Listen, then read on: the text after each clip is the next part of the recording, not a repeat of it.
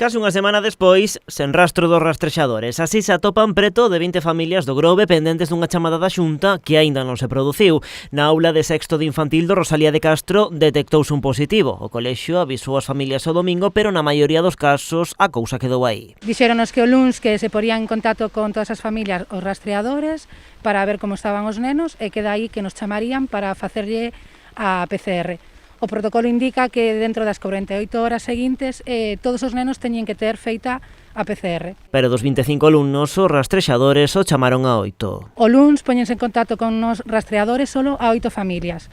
Entre o mércores e o xoves, eses 8 nenos foron facer a PCR. E por sorte deron negativo. O resto de rapaces e incluso o seu profesor seguen agardando a que a Xunta mova a ficha. Iso sí, sen poder ir ao colexio por se acabasen dando positivo. Unha situación complicada para os pais e nais porque non existe cobertura legal para ausentarse do traballo. Os pais teñen que seguir traballando, os que puideron ir, os outros pois turnarse nos traballos, facer cambios de turnos, ou incluso houve xente que tuvo que deixar os nenos pois o cuidado de outra xente, porque non lles queda outra que ir traballar. E máis, como teñen que seguir traballando, a bola de contaxios podería seguir medrando no caso de que finalmente algún dos nenos dese positivo. Co perigo de que algún dos nenos poida ser positivo, poida contaxiar a un dos pais, e ao final estamos facendo unha roda todo seguido do mismo, non? O sea, non vamos a parar, o sea, se un pai é positivo, pois e ten que ir ao traballo, o perigo é que poida contaxiar a máis xente.